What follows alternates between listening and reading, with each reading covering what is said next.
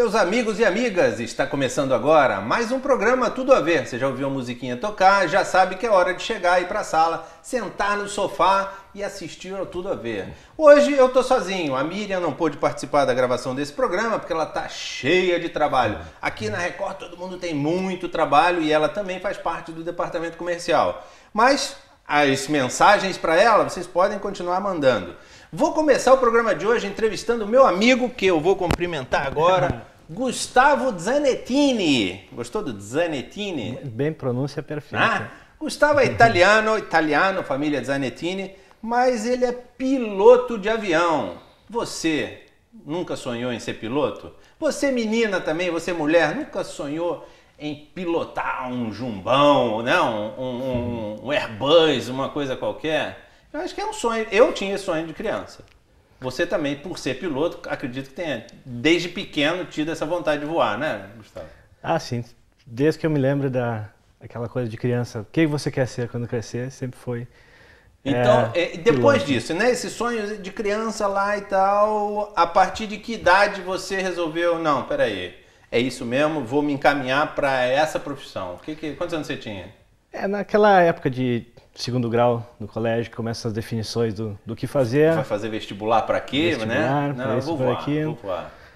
Tinha essa tendência de seguir aviação. Também tinha outras possibilidades que eu estava analisando na época. Gostava da parte comercial e administrativa, então eu acabei fazendo faculdade de administração de empresas também. Você fazia faculdade de administração e ia para o Aeroclube final de semana? E fazia as horas e os cursos do Essa Aeroclube. história eu conheço um pouquinho também parecida, porque eu vou contar um segredo. Eu também comecei a tirei meu brevet de piloto privado, e já fazia arquitetura na época. Então era isso. Faculdade durante a semana, fim de semana, ia para o Aeroclube, ficava lá hospedado no Aeroclube, não é isso? Então ele continuou a carreira de piloto e eu fui para outros lados. Depois disso, não é isso? Depois dessa época tua de Aeroclube, você passou a instrutor de voo, né? Isso, no próprio Aeroclube. No próprio Aeroclube onde eu fazia, Caxias do Sul. Né, Gaúcho? O Rio Grande do Sul tem meio que um histórico de formação de pilotos brasileiros por causa da Varig, né? Isso, a Varig foi fundada no Rio Grande do Sul, apesar de ter sido fundada por um alemão. Inclusive diziam, né? O slogan da Varig é... O que é a Varig? Aviação Aérea Rio-Grandense. Rio-Grandense. Mas fazia uma piada por causa dos alemães, que é vários alemães reunidos iludindo os gaúchos. Tem essa piadinha. Essa é a piadinha de Aeroclube da época, né? Varig, né? E a Varig, então, não era aquela mãezona que se pensa, né? Só porque é gaúcho já está na Varig. Não, né? O negócio era diferente. Né? Não, tinha um processo de seleção. Durante muito tempo a Varig teve a escola da Varig, que era EVAER, Escola Varig de Aeronáutica, onde existia uma prova para admitir um número limitado de pilotos. E sempre teve gente de outros estados também, não era... Então você, depois de Aeroclube, você já ingressou nessa escola da Varig? Aí o que aconteceu? Nessa época, quando eu finalizei, 94, mais ou menos, entre 94 e 95, a Varig já estava começando a enfrentar alguns problemas e eles fecharam a escola e fizeram uma parceria com a PUC de Porto Alegre para criar um curso de ciências aeronáuticas. Então era um curso superior que iria estudar toda a parte de aviação e mais algumas coisas... Uma mistura de... Qual seria o objetivo disso?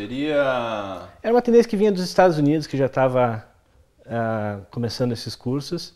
Seria dar uma qualificação superior, nível de bacharel, para o piloto. Essa foi a ideia da diretoria de operações da Varig e, ao mesmo tempo, cortar custos, que era a grande necessidade do momento.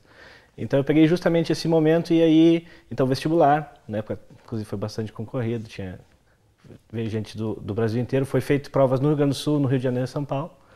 Nessa época, quer dizer, você é bem mais novo que eu, mas eu sei que na minha época, voando em Aeroclube, tinha muita gente que ainda tinha a opção de ir para a carreira militar, se inscrever, fazer um vestibular para a Academia da Força Aérea, começava a voar, ia para os jatos, depois se desligava da Força Aérea para ir para a aviação comercial. Até que me lembro, tinha uma lei que a aviação comercial só poderia receber pilotos vindo da Força Aérea depois de 4 anos, né? Uma coisa parecida. Na tua época existia essa possibilidade ainda? Ainda existia a possibilidade, mas já era muito menos, por motivos da condição das empresas aéreas que já não contratavam tanto, quando na década de 80 isso foi muito comum, principalmente pilotos da Força Aérea, irem para empresas aéreas. A Transbrasil era conhecida por contratar muito pessoal proveniente da E tem uma coisa a Varig, né? Quando a gente fala Varig, né? A gente imagina logo voo internacional, mas Tinha os braços da Varig, tinha Rio Sul, por exemplo, né? Muita gente começava na Rio Sul e depois ia para Varig, não tem essa coisa de... No início a Rio Sul, ela começou exatamente assim, as pessoas entravam na Rio Sul, ficavam 1 ou 2 anos,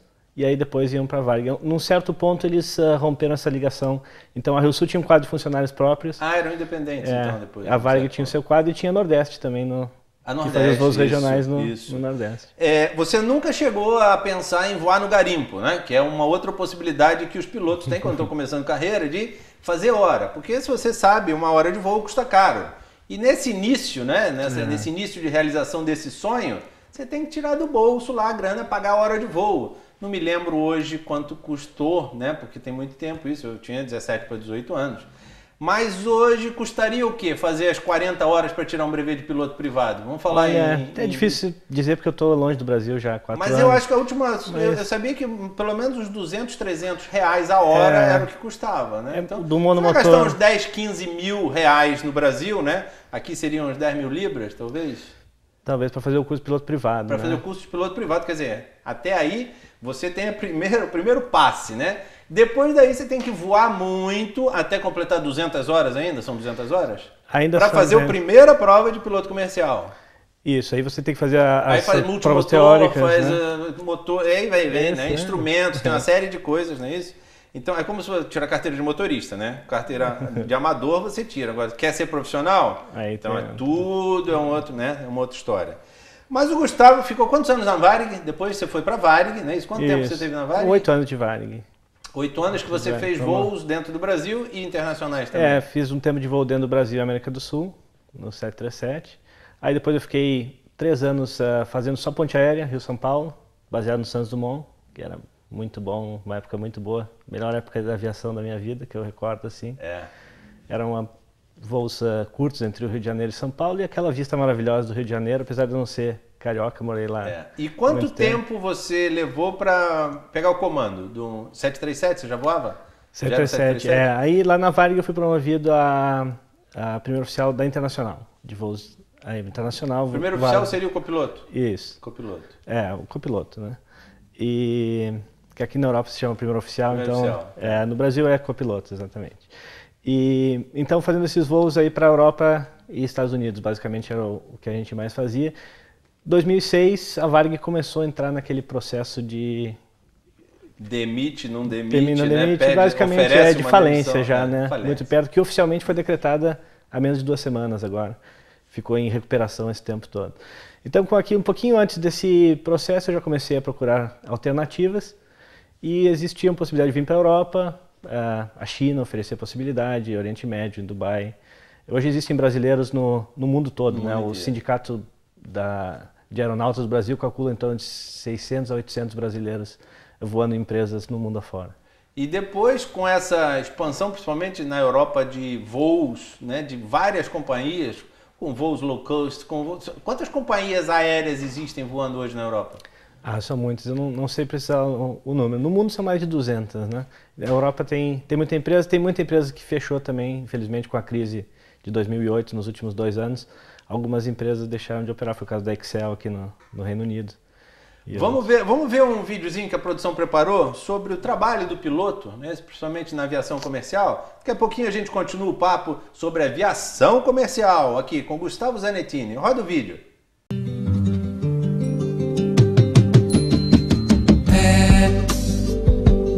Eu vou pro ar, no azul mais lindo. A aviação civil é qualquer utilização não militar da aviação, seja ela comercial ou privada. Ela se divide basicamente em 2 categorias. Transporte aéreo, que abrange todas as operações de transporte comercial de passageiros e de cargas.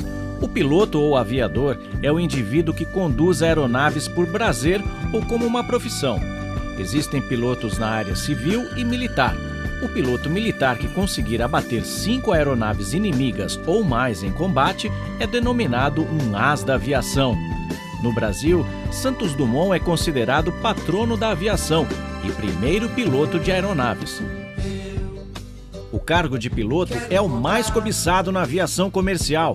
O status e a falta de rotina que a profissão proporciona chama a atenção dos jovens. Porém, muitas revistas e sites de profissões não colocam com clareza como se tornar um piloto de aviões comerciais. A seguir, estão listados os cursos para ingressar na aviação civil como piloto. Cursos de piloto privado, piloto comercial, piloto de linha aérea e faculdades de ciências aeronáuticas. Boa sorte na carreira e bons voos para você. Estamos conversando sobre aviação comercial. Daqui a pouco vamos continuar o papo com o Gustavo. Agora a Miriam passou para mim, deixou aqui um bilhetinho para mim com os e-mails. Eu vou ler os e-mails que ela leria se aqui estivesse conosco. Vamos lá. Olá Marcelo e Miriam, meu nome é Célia Cadam. Estou escrevendo para parabenizar pelo programa, que é um sucesso. Sou aqui de Crawley, West Sussex, na Inglaterra. Legal, Célia. Gostaria que vocês mandassem um beijo para minha mãe Maria. Um beijo para você, Maria, que está aqui a passeio, e também para me dar uma mãozinha, já que acabei de dar luz a gêmeas, Emily e Yasmin. Mandem também um beijão para o meu esposo Joey Cadam. Em nome da Miriam, um beijão para o Joey Cadam.